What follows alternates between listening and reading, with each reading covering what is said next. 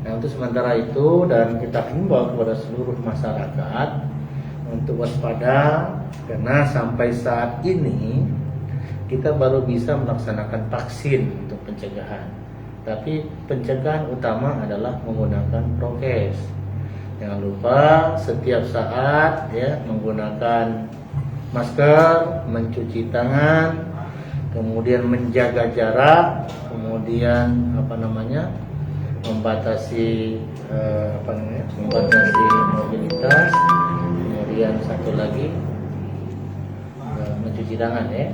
Esa, Sloam 2, Arbunda 12, kemudian Sobirin ada 14, yang Wong Linggau, yang orang Linggau, yang orang luar kan banyak, makanya kok dikit nih 9 pada hampir penuh karena orang luar dari kota Linggau. Maka bor kita 90% jelas dan tertinggi se-Sumatera Selatan itu.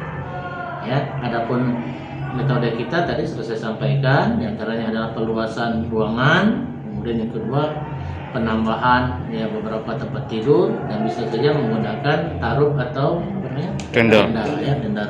Tenda rodes. Nah kemarin kita juga mencoba terus ya sesuai dengan instruksi dari Kapolri bahwa target kemarin tanggal 26 hari Sabtu kita mulai dari jam 8 sampai sore itu sejumlah targetnya 1.200. Jangan lupa subscribe, share, komen, dan like ya.